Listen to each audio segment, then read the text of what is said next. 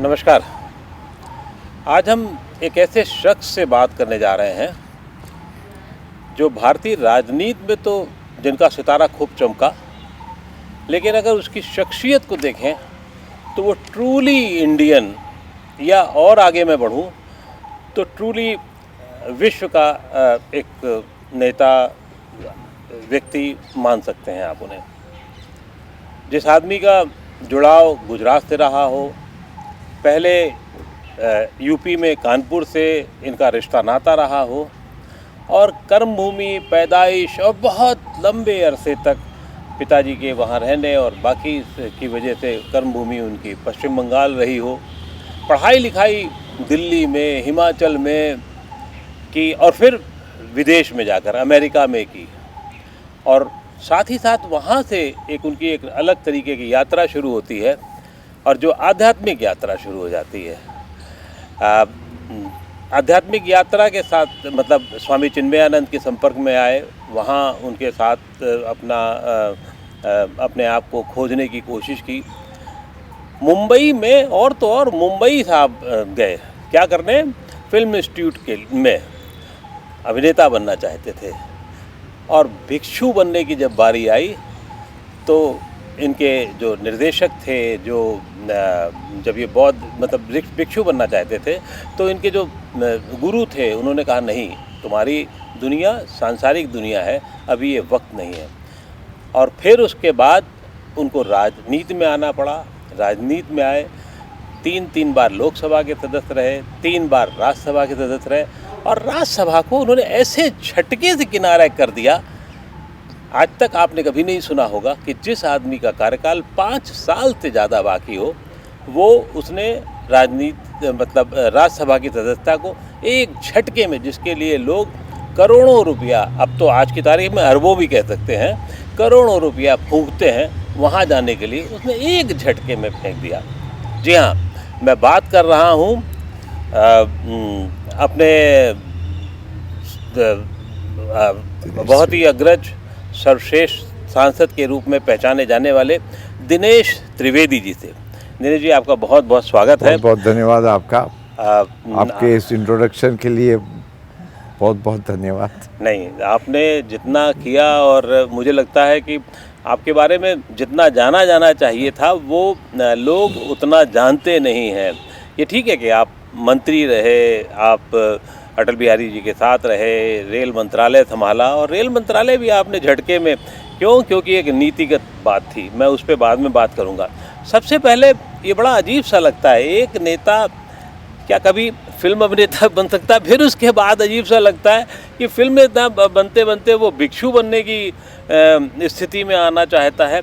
ऐसा क्या है, ऐसा क्या हुआ आपके जीवन में? और फिर वो पूरी दुनिया देखने के बाद, ये सब बातें तब हो रही हैं जब आप गुजराती भी हैं, आप यूपीआईट भी हैं, और मूल रूप से आप पश्चिम बंगाल के हैं, बंगाली भी हैं। तो ऐसा क्या है आपके चरित्र में जो कभी तो आपने सोचा होगा, इतनी उम्र और इतने बाद जो बहुत सारी चीज़ें बदली हैं आपके साथ, उसको पहले हमें बताइए। हाँ, यदि हम अपने आप को, जिसको कहते हैं कि रेयर व्यू मिरर में देखें जी, तो एक ऊपर वाले का आशीर्वाद है जी, और जन्म से ही हम अपने आप को खोजने में लगते हैं कि भाई क्या है ये मनुष्य, क्या है, जन्म क्यों लेते हैं, और जिज्ञासा होती है। तो पता नहीं इसको पूर्व जन्म का कुछ कहिए कि माँ बाप का कुछ असर कहिए, गुरुदेव का कहिए, तो अपने आप के खोज में थे। तो बचपन से मुझे फ्लाइंग का शौक था। हाँ, ये एक शौक आपका भूल गया था मैं कि आप उसका भी लाइसेंस है आपके पास में। तो मुझे पहले था कि नहीं, मैं एयरफोर्स में अपने आप को पायलट के रूप में, क्या है कि हर छोटे बच्चे का जब बड़े होते हैं ना, हर एक व्यक्ति में सपने अलग अलग होते हैं। जी, आज यदि किसी को पूछो तो उनका सपना होगा कि हम एक इंजीनियर बने, या एक आर्टिफिशियल इंजीनियरिंग करें, स्पेस साइंस में करें। मुझे पायलट बनना था, और एयरफोर्स। तो एयरफोर्स में मतलब पायलट भी हुए, ट्रेनिंग भी ली, नेवल एविएशन में जाने का मौका भी मिला। फिर हम अमेरिका गए, वहाँ हमने अपनी फ्लाइंग पूरी की, और पूरी करने के बाद फ्लाइंग में नौकरियाँ नहीं थी उन दिनों, हिंदुस्तान में भी नहीं थी, बाहर भी नहीं थी। उसके बाद हमने एमबीए किया। तो मतलब इस अपने आप की खोज में यहाँ वहाँ मतलब चले गए, मगर शौक़ था फ्लाइंग का, ऊंचाई का। जहाँ तक अभी मैं फिल्म इंस्टीट्यूट की बात कही पुणे में, तो एक शौक़ था कि भाई ये क्या है। मॉडलिंग भी करते थे। हाँ, इंशाल्लाह तब अभी भी तब लंबे चौड़े हैं और ठीक नहीं, ठाक तब आपकी। यहाँ हरियाली काफ़ी थी, अभी तो बंजर ज़मीन हो गई है। तो जब हम शिकागो में थे, जी। तब हम वहाँ स्वामी विवेकानंद जहाँ ठहरे थे, वहाँ एक विवेकानंद वेदांतिक सोसाइटी। तो हर रोज़ शाम को हम वहाँ नौकरी करते थे, उसके बाद हम विवेकानंद वेदांत सोसाइटी में जाते, और वहाँ अच्छी लाइब्रेरी थी, और घंटों वहाँ पढ़ते थे और रात तक रहते थे। वहाँ एक स्वामी भाष्यानंद हुआ करते थे, वो रामकृष्ण मिशन ऑर्डर के थे। तो बात करते करते मैंने कहा कि स्वामी जी, अब मुझे ये पढ़ाई करनी है, तो फिर क्यों ना मैं विवेकानंद ऑर्डर में ज्वाइन कर लूँ। तो स्वामी जी हंसे, बोला नहीं, आपको बहुत काम करना है, और सन्यासी एक उपाय नहीं है, आपको लोगों के बीच में रहकर काम करना है, मगर नीतिगत काम करना है। और हमारे स्वामी चिन्मयानंद जी गुरुदेव, हम उनके शिष्य हैं। वैसे देखा जाए तो उन्होंने लिटरली धक्का मार के मुझे पॉलिटिक्स में लाया, और ये कहा कि देखो, राजनीति में जाना है, देश सबसे सर्वोपरि, आपको ना तो पार्टी देखनी है, कुछ देश की नीतियाँ देखती। और मुझे लगता है वही प्रोत्साहन आज भी काम कर रहा है, कि वो संस्कार हमारे, और हम ये कह सकते हैं कि हिंदुस्तान, भारतवर्ष जैसा कोई देश नहीं है। क्यों?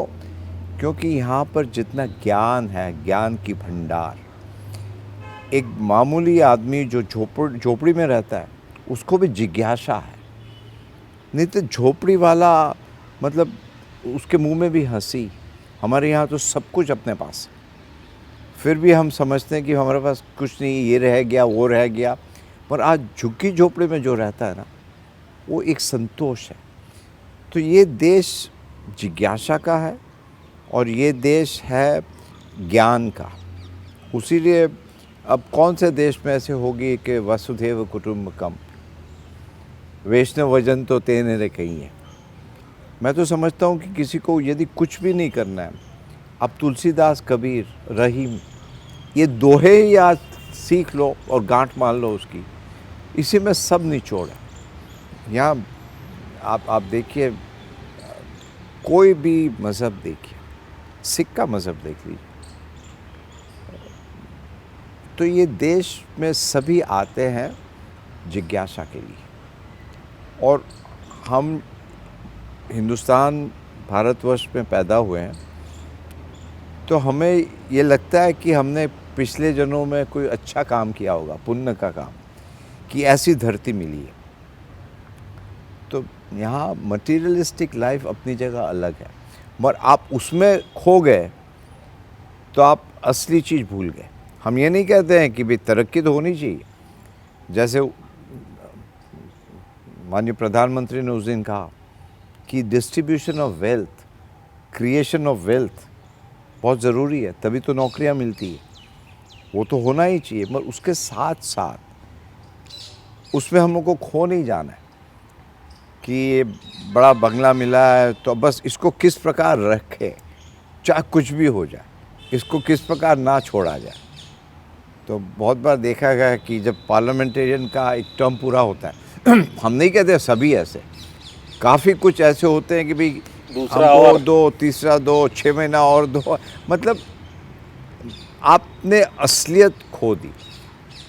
भारतवर्ष में यदि आप पैदा हुए और जिज्ञासा नहीं हुई कि भाई ये धरती क्या है, हम क्या है, आसमान क्या है, मरने के बाद क्या होता है, और अपना असली मकसद क्या है,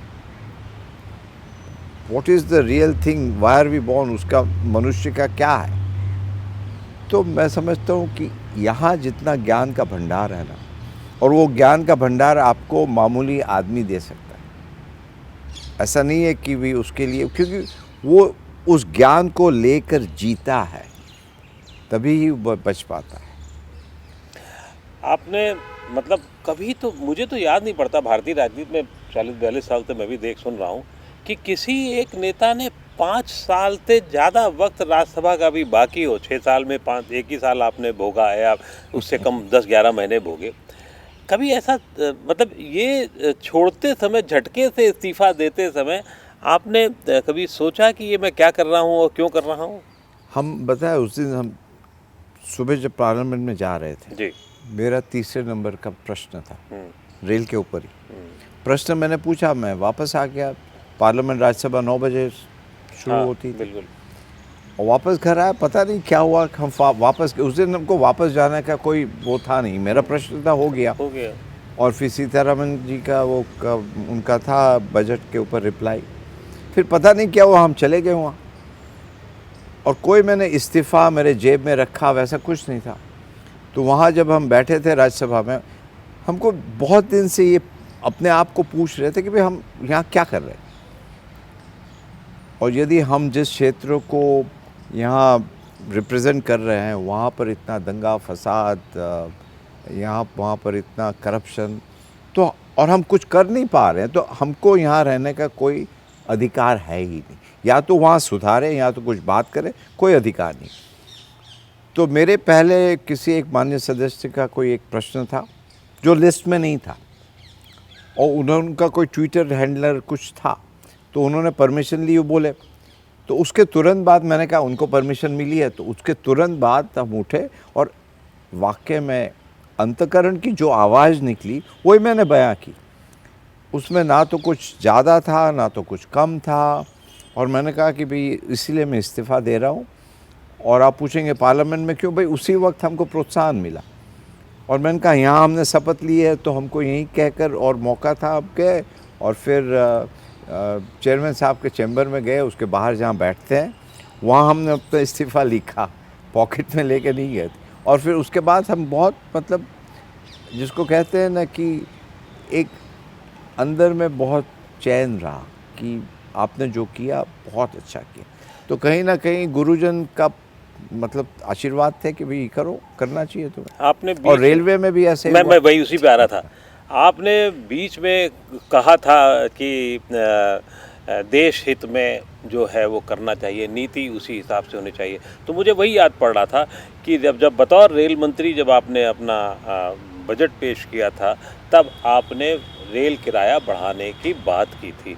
उसके पहले बहुत सारे नीतिगत लोग, अर्थशास्त्री, बाकी सब लोग कहते रहे कि रेल किराया बढ़ना चाहिए था। लेकिन आपने जब घोषणा की तो उसके बाद आपकी नेता जो टीएमसी की ममता बनर्जी, उनको बहुत बुरा लगा और उन्होंने आपसे कुर्सी छीन ली गई एक तरह से, या छीनने के लिए कहा। मैं तो देशी भाषा में बात कर रहा हूँ। आपने इस्तीफ़ा दे दिया, आप चुपचाप किनारे आ गए, और आपके साथी एक और वहाँ उसी पद पे मंत्री बन गए। ये किस्सा कितना आपको अजीबोगरीब लगता है, ये बात कितनी अजीब लगती है? क्योंकि आप तो देश के लिए कह रहे थे, किराया बढ़ना कोई आपकी जेब में तो जाना नहीं था, रेलवे का हित होना था, रेल को पैसा मिलता तो आगे चीज़ें चलती। लेकिन जहाँ राजनीति और बहुत लोकप्रिय राजनीति का मामला था तो वो नहीं बढ़ाना था। आपने रेल की सेहत के लिए किया था। जी देखिए, पहले से राजनीति में हम लोग क्यों हैं? यदि राजनीति में हम लोग सिर्फ सत्ता भोगने के लिए है तो मैं समझता हूँ कि आप अपने आप को भटका हुआ पाएंगे। राजनीति में है देश के लिए सर्वोपरि, और लोगों को यदि काम करना है तो आपको अपने आप में ये सोचना होगा कि आप किसी एक पार्टी विशेष के लिए काम नहीं कर रहे हैं। जब मंत्री बनिए, देश के जैसे प्रधानमंत्री, वो हमारे आपके सबके प्रधानमंत्री। तो मैं अपने आप को रेल का कस्टोडियन मान रहा था, और कोई पार्टी विशेष की रेल मंत्रालय हो ही नहीं सकती देश की। और जब बजट बनता है ना, उसके पहले बहुत सारा ही प्रतिक्रिया होती है, प्रोसेस होता है, बोर्ड मेंबर्स होते हैं, घंटों नहीं बहुत दिन लगते हैं। पहले दिन से हम बजट में पड़ गए थे कि हमको क्या करना है। तो ये जितने भी जानकार थे ना सब ने मिलकर बनाया था, ये हमारा अकेला नहीं था, सबको देख कर कि भाई रेल के लिए यही बेहतर है। उसके बाद यदि मुझे कहा गया कि नहीं इसको रोल बैक करो, कि अब रोल बैक करेंगे तो बहुत रेल की हालत चरमरा गई थी, मतलब लोगों को तनख्वाह देने के लिए पैसा नहीं था।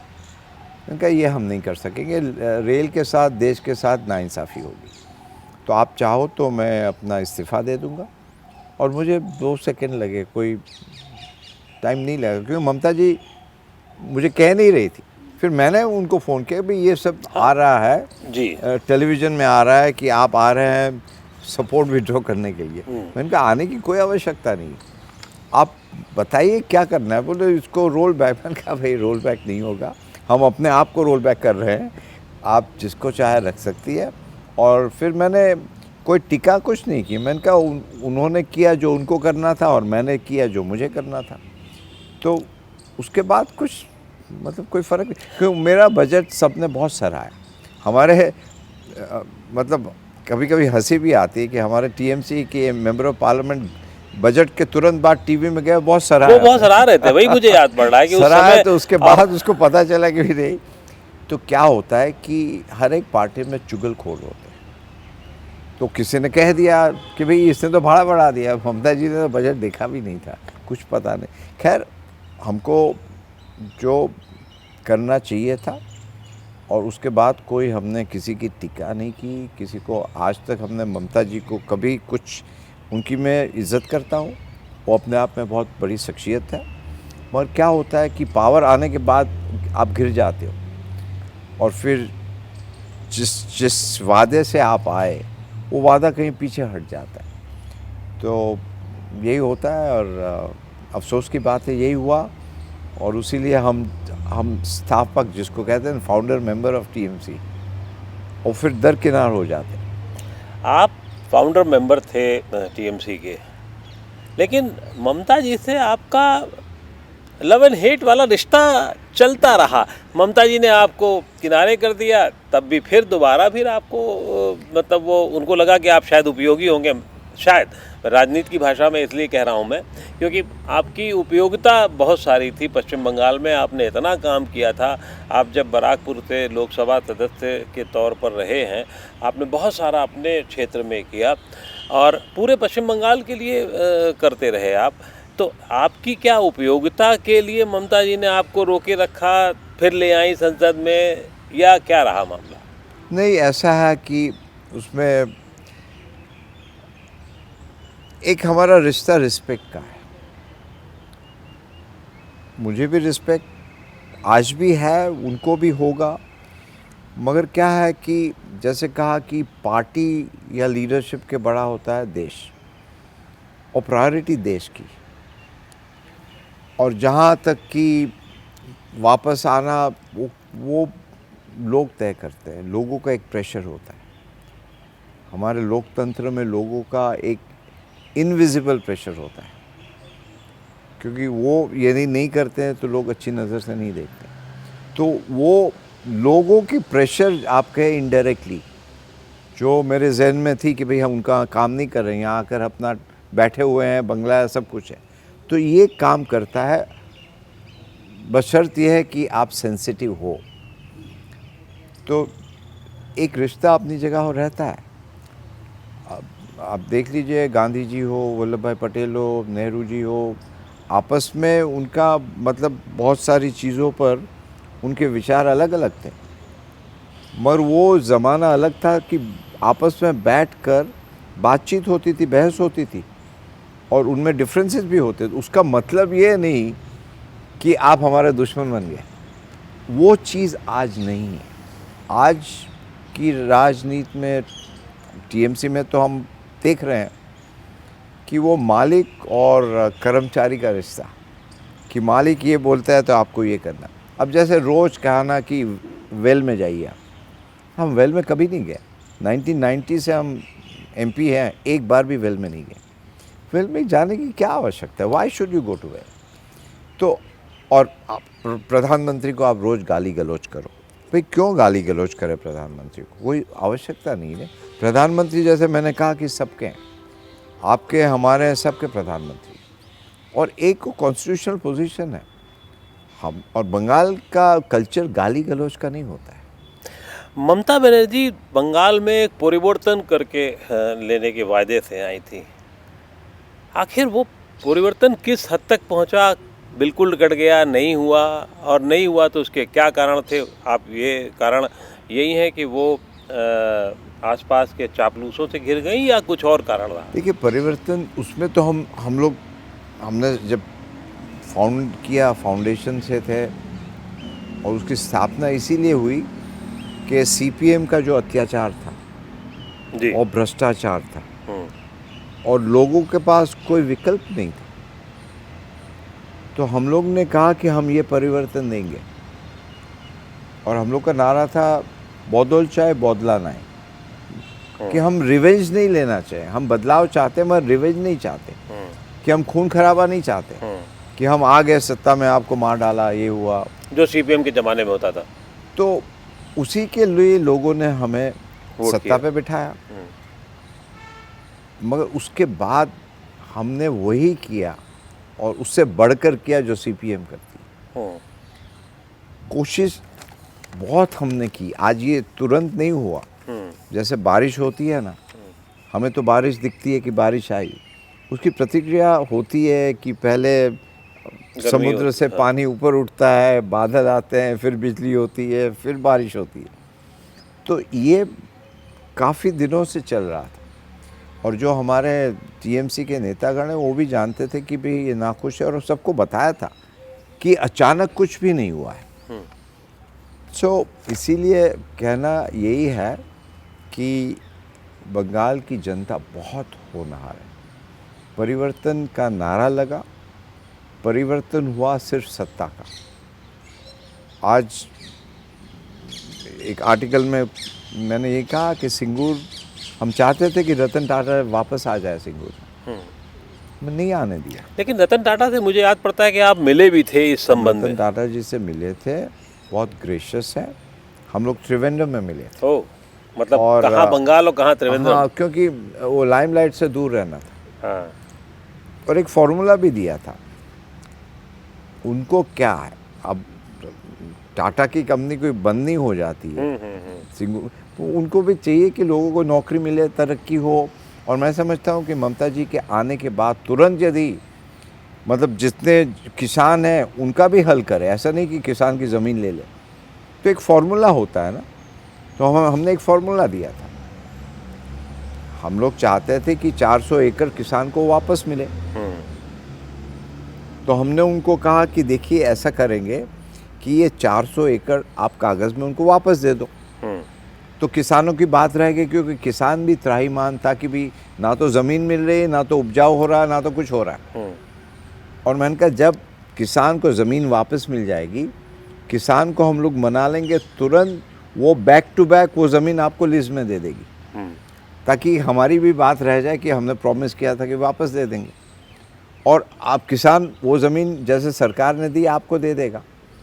आप ज़मीन का अच्छा उनको महीने का किराया दीजिए, आप नौकरी दे सके तो नौकरी दीजिए, मगर कुछ इक्विटी दे दीजिए ताकि आपकी तरक्की हो तो उनकी भी तरक्की हो। तो कहा कि ये तो ब्रिलियंट आइडिया है, मगर आप देखिए वो मानती है। हम वापस पहुँचे, उसके पहले ऑर्डिनेंस जारी हो चुका था। ममता जी को पता भी नहीं, ममता जी को पता भी नहीं है। हमने ये पहली बार हम बता रहे हैं, किसी को हमने बताया तक नहीं कि बता, किसको पता है।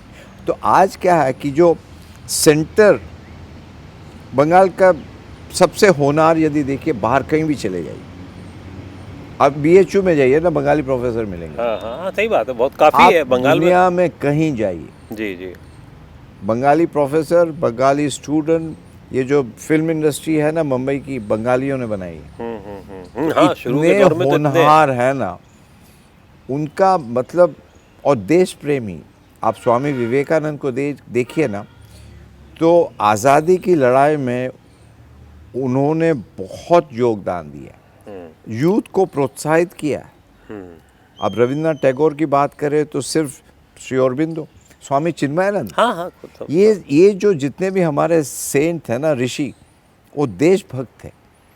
और आज बंगाल में इतने सारे, वो शांति प्रिय है, रेवोल्यूशनरी है कि हम लोग को लोगों के लिए करना चाहिए उनको। और ये बंगाल की छवि, मारपीट, आज भी देखिए, कल भी एक मंत्री के ऊपर बॉम्ब पड़ा, पर ये बंगाल की छवि है क्या? बंगाल की छवि है पढ़ाई लिखाई, हर एक घर में रविंद्र संगीत, उसकी शिक्षा होती है, ये इवॉल्व्ड है। और आपस में उनमें मतलब असमंजस है कि भाई ये कहाँ क्या हो रहा है, उसीलिए बंगाल के लोग बाहर जा रहे हैं। हम तो चाहते हैं कि ये जो सेंटर और स्टेट का जो रिश्ता है ना, सरकार किसी भी पार्टी की हो, मगर रिश्ता तो फेडरल स्ट्रक्चर में होना चाहिए, एक वर्किंग रिलेशन होना। हमने बहुत कोशिश की, यहाँ की सरकार तो बिल्कुल मान गई कि हम लोग आपस में मिलकर काम करना चाहिए, मगर एक ईगो का प्रॉब्लम आ जाता है। और क्या होता है कि पॉलिटिकली बोलते हैं विक्टिम कार्ड जिसको कहते हैं, अरे सेंटर कुछ नहीं दे रहा है, कुछ नहीं दे रहा है, तो सेंटर से लड़ो और हम लड़ाई करेंगे। लड़ाई की क्या ज़रूरत है? तो ऐसे वक्त में मैं समझता हूँ अब समय आ गया है। आज जैसे सेंट्रल स्कीम, हम एक उदाहरण देते हैं, आयुष्मान भारत, बंगाल की भी शिक्षा स्वास्थ्य की अपनी स्कीम, स्वास्थ्य शास्त्री करके। तो मेरा ये कहना है कि आप अपनी स्कीम को भी अपने बरकरार रखिए। और उदाहरण के तौर पर मान लीजिए कि एक गरीब परिवार को 10,000 मिलते हैं, एक उदाहरण के तौर पर, और आयुष्मान भारत में 15,000 मिलते हैं, तो भाई उसको 25,000 लेने दो ना, आपको क्या प्रॉब्लम? आप अपना 10,000 दो, और आयुष्मान भारत की जो भी, एक उदाहरण के तौर पर हम 15,000 कहते हैं, तो एक गरीब परिवार को 25,000 मिलेंगे। और वो पैसा जो सेंटर के पास जा रहा है वो भी तो स्टेट का ही है ना। तो आप यदि कहें नहीं नहीं ये स्कीम हम नहीं मानेंगे, हमारे, अरे ये आपकी स्कीम, उनकी स्कीम, सब लोगों की होती है ना। हम तो आएंगे जाएंगे, परमानेंट तो ना तो ममता जी है, ना तो हम है, ना तो कोई है। हम तो यहाँ से एक जर्नी है ना पूरी ज़िंदगी, जो हम स्पिरिचुअलिटी की बात कर रहे हैं। मैं समझता हूँ कि राजनीति में स्पिरिचुअलिटी के बगैर राजनीति नहीं हो सकती। और यही स्पिरिचुअलिटी है कि हम यहाँ कायम नहीं है, आज है कल कोई और आएगा। तो हमारा मकसद है कि हमारे नेक्स्ट जनरेशन के लिए करें। पॉलिटिशियन और स्टेट्समैन में ये फ़र्क है। पॉलिटिशियन यही सोचता है कि हमारा अगला चुनाव कैसे जीते, जो स्टेट्समैन है वो सोचता है कि हमारा अगला जनरेशन किस प्रकार से तरक्की करे, देश किस प्रकार से करे। हम वल्लभ भाई पटेल, गांधी जी, इन सब की बात करें, अंबेडकर जी की, तो ये सपना देखते थे कि भारतवर्ष कहाँ जाए 100 साल के बाद। आप कॉन्स्टिट्यूएंट असेंबली डिबेट, मैं समझता हूँ हर एक कॉलेज में, यूनिवर्सिटी में, स्कूलों में कंपलसरी होनी चाहिए। और हर एक नेता जो एमपी बनना चाहता है, जो पॉलिटिक्स में आना चाहता है, सबसे पहले हमारी कॉन्स्टिट्यूएंट असेंबली डिबेट, जिसकी 4 वॉल्यूम है, मेरे लिए वो बाइबल है। इतनी अच्छी आर्ग्यूमेंट, 3 साल से ज़्यादा चली, किसी दिन वॉकआउट नहीं हुआ, कोई हंगामा नहीं हुआ, कोई वेल पे नहीं गया। ये अपने लोग ही है ना। ये कैसे भारत बना, कैसे संविधान बना। अब उस संविधान की हम ऐसी की तैसी करते हैं, पार्लियामेंट में जाते हैं तो रूल बुक को फाड़ते हैं और मेज पे चढ़ के नाचते हैं, वो भी राज्यसभा में। Rajya Sabha is the house of elders. वहाँ पर टेम्पर्स काम करना, कि भी लोकसभा में उनको एक कंपल्शन है अपनी कॉन्स्टिट्यूशन का, तो आपने बिल पास कर दिया। वो राज्यसभा में अक्रॉस द पार्टी लाइन उसका विचार होता है कि भाई उन्होंने ये ठीक किया कि नहीं। अब राज्यसभा के सदस्य टेबल के ऊपर नाचे, रूल की बुक फाड़ दे, हमारे टीएमसी के सदस्य, तो उसके लिए भी मुझसे थोड़ा रहा नहीं गया। मैंने कहा कि भाई ये नहीं, हम नहीं देख सकते हैं इसको। तो हम ही खराब हो गए। अब जैसे करप्शन, अब हमारे यदि सांसद देखे जाते हैं टीवी में, नारदा में पैसा ले रहे, तो मैंने ममता जी को कहा कि इनको अलग रखो, हम लोग इनको दोषी अभी नहीं ठहरा रहे, ड्यू प्रोसेस ऑफ लॉ होने दो, मगर पार्टी इसको क्यों ले अपने आप पर? तो ये सब चलता रहा है। आज उसने कहा कि ये अचानक नहीं हुआ है, अचानक उस दिन हमने ये किया क्योंकि उस दिन मेरे उसको प्रोत्साहन मिली कि आज करना है, मगर ये प्रतिक्रिया तो बहुत दिनों से चल रही। नहीं तो क्या आपने तो टीएमसी को के संस्थापक रहे हैं, तो भ्रष्टाचार का लेवल क्या टीएमसी मतलब जो सीपीएम सीपीआई के ज़माने से अब ज़्यादा हो गया या कैसे है? क्या देखिए, फर्क मतलब भ्रष्टाचार बहुत बड़ी चीज़ है। अगर पश्चिम बंगाल में भ्रष्टाचार होता है, मैंने वो बंगाल देखा है जिसमें मंत्री थर्ड एसी में चले, मेरे साथ की बात है, मुझे तो याद वही है। था ना कि देखिए किस प्रकार का था, जब हम लोग किस पार्टी की स्थापना कर रहे थे ना, 2000 5000 10,000 नहीं थे। किसी को यदि दिल्ली में प्लेन में भेजना था तो हमारे पास पैसे नहीं होते थे। तो आज वही तृणमूल कांग्रेस एक कंसल्टेंट को, मुझे कंसल्टेंसी से कोई एतराज़ नहीं है, कोई एतराज़ नहीं, वो अपना पेशा कर रहे हैं, उनसे कोई, यदि 100 करोड़ उनको दे, अब जब 4000 5000 के लाले पड़ते थे जी, तो ये हमारा कोई धंधा तो नहीं है ना। वही पैसे यदि हम गरीबों में बांट दें, इसका मतलब क्या होता है? तो और सीपीएम के इतना बात ये ज़रूर कहेंगे कि उनके जो इंडिविजुअल कार्यकर्ता थे, एमपीओ एमएलओ जो भी हो, उनका जीवन साधारण था। ममता जी का भी अपना जीवन साधारण है, मगर इर्द गिर्द के लोग, और ये जो आजकल पॉलिटिक्स में परिवारवाद हो गया ना, कि जैसे बिजनेस है कि हमारा लोहे का बिजनेस है, मेरा बेटा भी मेरे ही बिजनेस में उसको मिलेगा, ये अपना पारिवारिक धंधे में होता है, पॉलिटिक्स में नहीं होता है। मैं इसी आना चाहता था। एक अभी क्योंकि भ्रष्टाचार चल रहा है तो उसी पे थोड़ा सा फोकस कर लें। पहले पश्चिम बंगाल में एक अलग सी परंपरा रही है कट मनी की, मैं खराब शब्द है, परंपरा रही है, और इधर 25-30 सालों में ज़्यादा है। तो क्या वो अभी भी बड़े स्तर पर बरकरार है, चीज़ें हैं वहाँ? देखिए अभी बढ़ गई है, अच्छा, बढ़ गई है, मतलब रिटेल लेवल पे आ गई। और मुझे भी बहुत दुख होता है आज भी कि लोग तो समझते हैं दिनेश त्रिवेदी एक बड़े नेता है और टीएमसी की सरकार है। आप यदि साधारण व्यक्ति अपना घर रंग करा रहा है तो गुंडे पहुंच जाएंगे कि भाई आप रंग कैसे कराओगे, पैसे दो। भाई किस लिए आपको पैसे चाहिए? तो वो मुझे फ़ोन करते हैं कि दिनेश त्रिवेदी बड़े नेता है, और लाचारी ये है कि हम कुछ नहीं कर सकते, और यदि उनके विरोध आप कुछ करो तो मारपीट होती है। अब हम यदि वहाँ बैठकर कुछ भी नहीं कर पाते, और ये रोज़ की कहानी और दिन पर दिन बढ़ रहा है कि कोई आज फैक्ट्री क्यों नहीं आती, बंगाल में फैक्ट्री क्यों नहीं आ रही? ऐसा नहीं कि लोग को आना नहीं चाहते, आप लगाइए फैक्ट्री तो फिर आ जाएंगे कि पहले चूना हमसे लेना पड़ेगा, ईंट हमसे लेनी पड़ेगी, बालू हमसे लेना पड़ेगा, पर एक सीमा पार हो जाते हैं तब बोलते भैया हमको नहीं जाना है, हम कहीं और चले जाएंगे। और इसको यदि बंगाल को जैसे कहते हैं ना कि उसका जो पोटेंशियल है, और हम आज भी बताएं, यदि बंगाल की ये सफाई हो जाती है, भ्रष्टाचार बंद हो जाता है, दंगा फसाद वायलेंस हिंसा बंद हो जाती है, तो सभी को आएंगे बंगाल में। बंगाल में इतना, मतलब अब दुर्गा पूजा ले लीजिए ना, इतने आर्टिस्ट हैं कि आप वहाँ मूर्ति जब बनती है और वहाँ का पंडाल बनता है तो देखते रहता है। हम तो मतलब बचपन से, जन्म से देख रहे हैं दुर्गा पूजा, सरस्वती पूजा, पंडाल को देखकर हमको भी लगता है जैसे कोई गांव से हम लोग आए, दंग रह जाते हैं कि ये कैसे सोच लेते हैं, उसका पूरा थीम जिसको कहते हैं। दीदी तो एकला चलो वाली नेता रही हैं अपने तरीके से, ममता बनर्जी।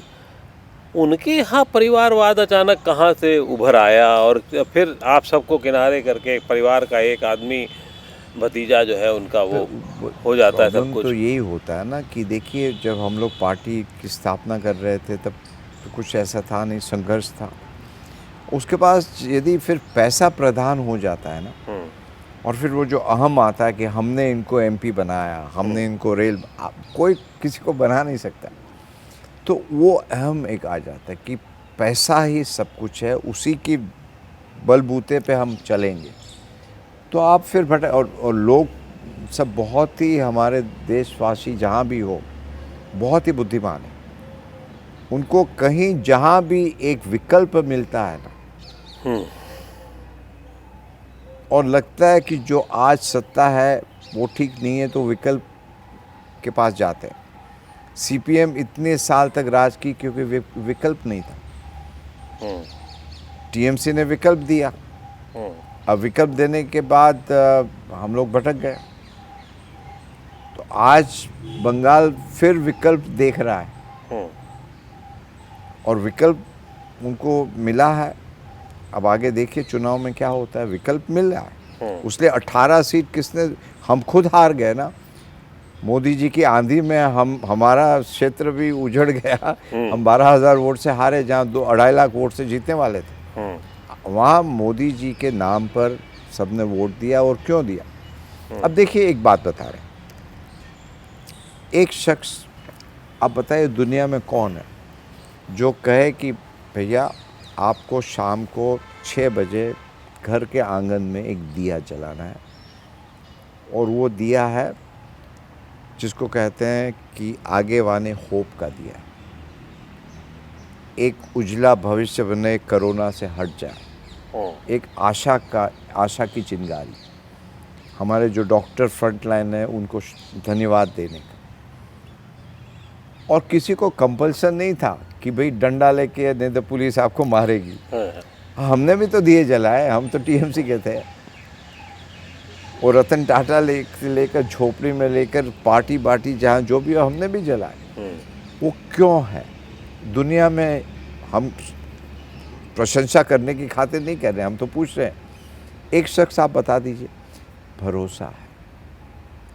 ये जब तक भरोसा है, और भरोसा ऐसे नहीं होता है ना, जैसे लाल बहादुर शास्त्री ने कहा कि पाकिस्तान की लड़ाई थी कि सोमवार को आप चावल नहीं खाओगे। बिल्कुल सही है। एक वक्त शाम को, एक वक्त नहीं खाया।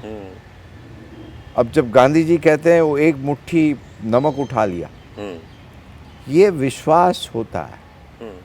आज वो हकीकत है ना। उस दिन हमको कोरोना का टेस्टिंग कराना था, क्योंकि एक रूटीन होता है पार्लियामेंट जाने के पहले। तो मैंने पूछा तुम्हारा नाम क्या है? उसने कहा मेरा नाम विवेक गुप्ता है। मैंने कहा ये बताओ देश कैसा चल रहा है? हम लोग को आदत होती है ना पूछने की, फीडबैक लेने की। वो जानता है हम टीएम। बोला सर हमारा तो सीना मतलब गदगद हो जाता है। क्या हुआ कि पूरी दुनिया आज हिंदुस्तान की तरफ देख रही है। और कहा कि कोरोना इतनी अच्छी तरह, मतलब जिसके पास इतने पैसे हैं तो वो नहीं कर पाया, और हम लोग कर पाए। तो कुछ तो है हम में। और पूरी दुनिया हिंदुस्तान को देख रही है, हमारे प्रधानमंत्री से हाथ मिलाना चाहती है। तो हमको तो बहुत अच्छा लगता है। तो मैंने कहा कि ये नौकरी वगैरह के, बोलते हैं झोपड़ी में जो रहता है ना, वो पहले देश को देखता है और देखता है कि नेतृत्व कैसा है। तो ये सब कुल मिलाने का मेरा कहने का मकसद यही है कि आज यदि एक नई दिशा मिल रही है बंगाल में, चाहे जिसकी भी सरकार हो, एक अपने को साथ में मिल के काम करने का क्या प्रॉब्लम क्या है? मिले सुर मेरा तुम्हारा तो सुर बने हमारा। हाँ, ये एक दौर का सबसे शानदार। तो ये हमको ये ऑर्केस्ट्रा का सुर बनाना है। लोगों में इतने होनहार हैं इस देश के लोग। ममता दी का शुरू से ये रहा कि राज्यपाल थे, कभी किसी राज्यपाल से उनकी नहीं बनी। राज्यपाल की आपने अच्छी बात हाँ, बताई। फिर प्रधानमंत्री की सभा में भी वो एक अलग तरीके से पेश आ जाती हैं। तो क्यों ऐसा उनका दिमाग में रहता है? आप तो उनके दिमाग को खूब पढ़ा होगा। हम बता रहे हैं, और हम ममता जी की कभी टीका नहीं करते और कभी नहीं करेंगे, क्योंकि अपने आप में एक शख्सियत है। नहीं, उसमें कोई दोहराई थोड़ी है। हम बता रहे कि हम लोग का प्रॉब्लम क्या होता है कि मान अपमान सम्मान अभिमान, मान अपमान सम्मान अभिमान जी, ये 4 चीज से हम यदि परे हो जाए ना, तो मैं समझता हूँ कि हम अपने आप में बहुत खुश रहेंगे। यदि कोई हमारी टीका करता है कि अरे ये दिनेश त्रिवेदी ने जो काला पहना है, काला क्यों पहना? शादी में आए हैं तो इसको कुछ हरा पहनना चाहिए, गुलाबी पहनना चाहिए। अब हमको उसमें ठेस नहीं लगनी चाहिए। कोई हमको जानता है और फिर हमको नमस्कार भी नहीं किया तो हम कहते देखो कितना बड़ा आदमी हो, हमको नमस्कार भी नहीं किया। वो हमारी तरफ नहीं देखा होगा या उसको कोई चिंता होगी। तो हम कहते हैं कि ये अभिमान जो होता है ना, उस अभिमान की वजह से कहीं ना कहीं हम अपना आपा खो बैठते हैं। जैसे रावण, कंस और दुर्योधन, इनकी आप शख्सियत देखिए ना तो पंडित थे सब। रावण कितने बड़े पंडित थे, शिव भक्त थे वो, मगर उनका जो अभिमान था कि ये मैं लेके रहूँगा, उसके चलते उनके चरित्र पे पूरा मतलब हार गए ना। इतने महान व्यक्तित्व। तो एक तरफ से आप सिंप्लिसिटी है और दूसरी तरफ से कि भाई आपने जय श्री राम के नारे कैसे लगाए। अब लगाए तो लगाए, उसमें क्या है, भगवान है, राम है। बात हम लोग ममता की कर रहे थे और उसमें आपने तुलना कर दी रावण कंस। मैं तुलना मतलब एक उदाहरण दिया। तुलना मैं मैंने उसको तुलना मैंने अच्छी जगह पर की। हाँ। कि भी वो लोग भी बहुत ही बड़ी शख्सियत थी। बिल्कुल सही बात। और हमने ये भी कहा कि ममता जी एक बड़ी शख्सियत है। बिल्कुल है। और वो बड़ी शख्सियत को क्या हो जाता है, यही हो जाता है कि एक हम आ जाता है कि हम ही है, हम लोग अपने आप में कुछ भी नहीं। बिल्कुल सही। ये पत्ता भी नहीं हिल सकता है यदि ऊपर वाले की देर ना हो। ये पश्चिम बंगाल में आजकल प्रशांत किशोर का पत्ता फूल खूब फल रहा है। नहीं, हमको देखो इंडिविजुअल से कोई वो नहीं है, वो उनकी कंपनी का कहते हैं हम। वो अपना काम में होनहार ज़रूर होंगे, मगर कोई भी जिसी भी कोई एक जो पॉलिटिकल पार्टी होते हैं ना, उसको अपने आप पर विश्वास होना चाहिए। क्योंकि राजनेता हो, कार्यकर्ता हो, लोग से जुड़े हैं। जो कंसल्टेंट है वो तो आंकड़े बताता है। आपको बहुत उदाहरण जो अभी मेरे को आया बात करते करते, कि पैथोलॉजिस्ट तो बाद में बताएगा कि आपको पेट में प्रॉब्लम है, पहले तो आप खुद जानेंगे ना कि हमको पेट में दर्द हो रहा है। तो जो राजनीति में है, जो लोग के साथ जुड़ा है, और वो यदि लोगों के प्रश्न नहीं जानते हैं, कोई कंसल्टेंट आपको कहता है कि लोगों के प्रश्न ये है, आपको ये करना है, तो कहीं ना कहीं आप लोग से अलग हो गए। जब ममता जी को पल्स पता थी लोगों की, अब यदि एक कंसल्टेंट को कहा जाए, मैं उनको बुरा नहीं मानता हूँ, कोई भी हो, बहुत सारे हैं, किसी का नाम नहीं लेना चाहूँ, वो अपना कर रहा है पेशा, उसका बिजनेस है, उसमें कोई गलत बात नहीं है। मगर हम लोग क्यों करें? वही जो आंकड़े हैं कि बिजनेसमैन को दे कि भाई आपका प्रोडक्ट इस प्रकार बिकेगा। राजनीति में कोई प्रोडक्ट नहीं होता। इसका मतलब क्या वो रूट्स पे आजकल टीएमसी गड़बड़ाई हुई है, क्या है? देखिए, रूट में हम थे, मुकुल रॉय थे, दोनों हम थे। आज रूट वाले तो ढूंढना पड़ता है, कौन है रूट वाले। दूसरे जो आप नेता देख रहे हैं, कुछ तो अभी आया जो राज्यसभा के नेता है, या वो तो मतलब कहीं कोई थे नहीं। उनको जो आत्मा है ना तृणमूल कांग्रेस की, उसका पता ही नहीं कि आत्मा, तो दुख ये होता है कि आत्मा गायब हो गई जिस मकसद से हम लोग आए थे। तो दुख भी होता है कि इतना अच्छा था हम लोग का असूल वगैरह, हमारे उससे हट गए। पश्चिम बंगाल में लोकसभा के चुनाव में एक नई धारा दिखी, नई धारा जो सोचा नहीं गया था कि भारतीय जनता पार्टी 18 सीटें ले जाएगी। अब जब पिछले विधानसभा से अगर आप तुलना करेंगे और फिर उसके बाद भारतीय जनता पार्टी ये दावा कर रही है, और अमित शाह ये दावा कर रहे हैं कि हम 200 से ज़्यादा सीटें लाएंगे। गृह मंत्री हैं, आज भी वहाँ पश्चिम बंगाल में हैं और बड़े ज़ोर शोर से हैं। आपको अब क्या लगता है भारतीय जनता पार्टी का भविष्य पश्चिम बंगाल में? हमने अभी बताया कि लोग विकल्प ढूंढ रहे हैं जी। और उसकी वजह क्या है? हिंसा, भ्रष्टाचार और दुष्टीकरण की जो राजनीति हो रही है, पॉलिटिक्स ऑफ अपीजमेंट, तो ये रिएक्शन है। और मैं एक बात आपको कहूँ कि इवन माइनॉरिटीज़ को अच्छी नज़र से नहीं देखती। अच्छा। जो अपीजमेंट पॉलिसी है उसका ये रिएक्शन है। तुष्टीकरण की राजनीति की जो बात करते हैं ना, ये रिएक्शन है। हम जब लोकसभा का चुनाव लड़ रहे थे बैरकपुर में, तो एक मीटिंग रखी थी जिसको इंटेलिजेंसिया कहे, और कुछ डॉक्टर्स थे वहाँ। तो मैंने कहा कि मेरे भाषण के बाद कि आपको कोई भी प्रश्न पूछना है पूछ लीजिए। तो मुझे कहता है कि भाई यहाँ दो कानून कैसे? मैंने कहा दो कानून का क्या मतलब?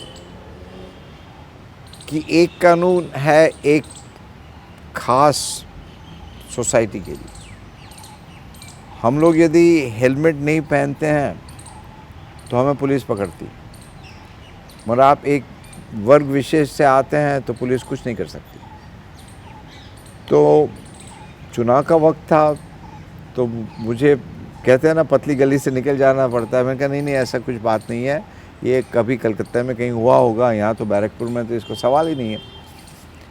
पर वो मीटिंग के बाद मैंने वहाँ जो म्यूनिसिपैलिटी के चेयरमैन जिसने ऑर्गेनाइज़ की थी, मैंने कहा ये जो प्रश्न पूछा, ये इशू मुझे कहीं बहुत सीरियस लग रहा है, क्यों वो सरफेस पे नहीं था। मैंने कहा इस डॉक्टर ने जो मुझे ये प्रश्न पूछा तो कहीं ना कहीं इनके दिल में कुछ है, और ये रिएक्शन हो रहा है। उनको ऐसा अच्छा लगा कि हिम्मत पड़ी कि पूछ लिया मुझे, क्योंकि हमारे ही सब थे सपोर्टर। तो ये जो रिएक्शन है ना, क्योंकि हमारा यदि वसुधैव कुटुंबकम सब बराबर है, सेक्युलरिज्म का मतलब होता है हम लोग सब बराबर है, और वही हमारी धरोहर है। क्या भारतीय जनता पार्टी पश्चिम बंगाल में जो अभी तक उत्तर भारतीयों की पार्टी मानी जाती रही थी, लोकसभा के बाद क्या परसेप्शन बदला है? मतलब अभी भी वहाँ के जो राष्ट्रीय नेता वो हिंदी में बात करते हैं, ज़्यादातर नेता, और हिंदी में बात करते हैं। स्थानीय नेता खूब आ रहे हैं इधर पार्टी में, भारतीय जनता पार्टी में। तो इससे क्या चेंज होने जा रहा है, आपको क्या लगता है? देखिए, जो चेंज होता है तो असली होता है वहीं के लोगों से। और जो मतलब सेंटर के नेता हैं वो आते हैं कैंपेनिंग करने।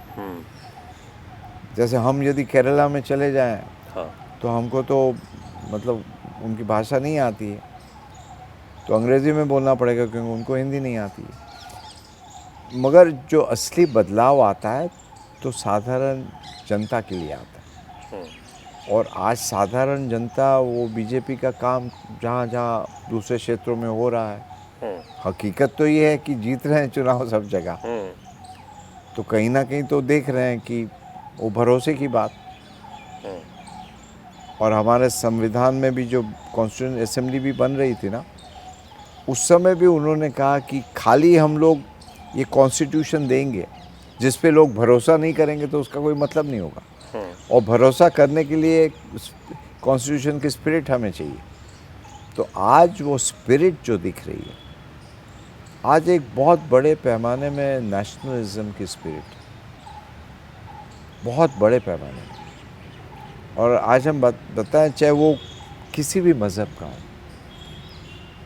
उनको देश पहले दिखता है। किसी भी मज़हब का हो, हम तो बस वो व्हाटएवर रिलीजन, हिंदू मुस्लिम सिख कोई भी हो, उनको पहले देश दिखता है। और जब देश दिखता है तो बोलता है कि नहीं, हमारे प्रधानमंत्री हम भरोसा कर सकते हैं। तो ये जो बदलाव आएगा वो भी कि नहीं, इनका ये प्रोग्राम है, जीतते हैं हारते हैं प्रोग्राम के लिए, ये प्रोग्राम के लिए हम भरोसा कर सकते हैं कि ये हमको शांति देखे। अंग्रेजी में कहते हैं ना, peace and prosperity. Prosperity and peace नहीं कहते, कि आपको यदि तरक्की चाहिए तो शांति के बगैर तरक्की नहीं होगी। उसीलिए हमारे मंत्रों में भी आखिर में हम क्या बोलते हैं, ओम शांति शांति शांति ही। मतलब अंतरिक्ष में भी शांति हो, हमारे इर्द गिर्द भी शांति हो, और हमारे मन में भी शांति हो। ये तीनों शांति होती है तभी जीवन सफल होता है। ममता जी तो इस समय बड़ी लोकप्रिय घोषणाएं करने में लगी पड़ी हुई हैं, कई तरीके से की भी हैं। पिछले दिनों दुर्गा पूजा के दौरान भी उनका वही रूप दिखता रहा है। अभी उन्होंने 5 रुपए में थाली देने की घोषणा कर दी। इन सब चीज़ों का क्या कुछ असर पड़ता है? देखिए, हम बताएं, गरीब को कोई भी स्कीम मिले उस अच्छी बात है। हम जब भी क्या होता है कि जाड़े में कंबल का डिस्ट्रीब्यूशन होता है, एक पॉलिटिकल फंक्शन होता है, कंबल पड़ी होती है, गरीब आता है एक पर एक, और हम तो स्टेज में नहीं आने देते, हम खुद नीचे जाके कंबल देते हैं। हमारे भाषण में हम क्या कहते हैं कि हम उस दिन का इंतज़ार करेंगे जब गरीब को हमको कंबल बांटने की ज़रूरत ना हो, कि गरीब अपने में सक्षम हो कि वो कंबल खरीद सके। क्योंकि ये दाता का जो रूप है वो भी ठीक नहीं है ना, कि हम दे रहे हैं। तो हमें ऐसा बंगाल बनाना पड़े जिसमें ये सब स्कीम की ज़रूरत ही ना पड़े। बिल्कुल ठीक है। ये स्कीम जो कर रहे हैं वो अच्छा है कि कम से कम जब तक सक्षम नहीं है गरीब को फ़ायदा मिलेगा। मगर अब लोग प्रश्न तो पूछेंगे कि चुनाव के 4 दिन घोषणा के बचे हैं, 5 दिन बचे हैं, उस समय आप कर रहे हैं, ठीक है, जो भी मिले लोगों को, मगर आपका जो क्या बोले कि योर इंटेंशन ठीक नहीं है कि आपके क्यों किया, आपका मकसद क्या है? आपका मकसद गरीब की सेवा करना है कि चुनाव जीतना है? दोनों काम आप कर सकते हैं कि पहले दिन से करते हैं। बिल्कुल ठीक। अब 10 साल है, 10 साल के बाद यदि गरीब को 5 रुपए का किचन देना पड़ता है, वो भी चुनाव के जस्ट पहले, तो कहीं ना कहीं गड़बड़ है। इंटेंशन पे सवाल उठते हैं। इंटेंशन पे तो गरीब पूछेगा कि भाई कल आप 10 साल थे, आज आपको पता चला। मगर गरीब लाइन में लगता है लेने के लिए, मतलब उसके पास नौकरी नहीं, आज गरीब गरीब ही रहा, तो उसमें भी परिवर्तन नहीं आया है। आपने भारतीय जनता पार्टी अभी ज्वाइन नहीं की है, आपको मतलब अब अपना भविष्य आप कैसे देखते हैं? ऊपर वाले के सहारे। ऊपर वाला प्रोत्साहन देता है और हम सच बताते हैं। आप वाकया जो होता है ज़िंदगी का उसका आप बताते हैं। जैसे 2014 में चुनाव था, रेल का बजट था, हमने इस्तीफ़ा दिया था, तो लोग कहते थे कि भैया आपको तो टिकट मिलेगी नहीं, तो आप क्या करोगे? तो हम कहते कि देखो मेरे एक मैनेजर है, वो बहुत स्मार्ट है और हम हमेशा उसकी बात सुनते हैं। तो आप भी सवाल कर भाई ये कौन सा मैनेजर है? तो मैंने कहा उस मैनेजर का नाम है GOD। अब वो मैनेज करता है सब, वो आपको संकेत देता है। संकेत के रास्ते पर चलना ना चलना आपकी बात है। और हम बताएं हर एक मनुष्य पर एक आता है कि ऊपर वाला एक संकेत देता है। जैसे उस दिन हमने इस्तीफ़ा दिया, वो एक जिसको मानना है माने, ना माने है उसको जय श्री कृष्ण, हमको कुछ नहीं है। मगर ये प्रोत्साहन अंदर से आता है। ये प्रोत्साहन वही रास्ता बताएगा, वही करेगा। और जहाँ तक भारतीय जनता पार्टी की बात आती है, मैं उनका बहुत बहुत धन्यवाद करना चाहता हूँ। कैलाश जी ने कहा, दिलीप जी ने कहा बंगाल में कि भाई आपका स्वागत है। तो और भारतीय जनता पार्टी आज दुनिया की सबसे बड़ी पार्टी है। बहुत बहुत आभार आपका कि आपने हमें इतना समय दिया, और आपके भविष्य क्या, आपकी सोच को प्रणाम।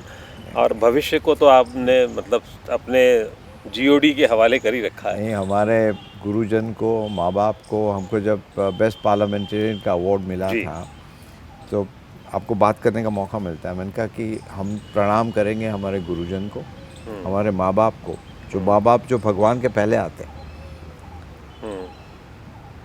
और गुरु भगवान के पहले आते हैं। हाँ, तो अब उन्हीं को प्रणाम, उन्हीं के वजह से सब कुछ हो रहा है, और इस देश को प्रणाम। बहुत बहुत शुक्रिया। Thank you.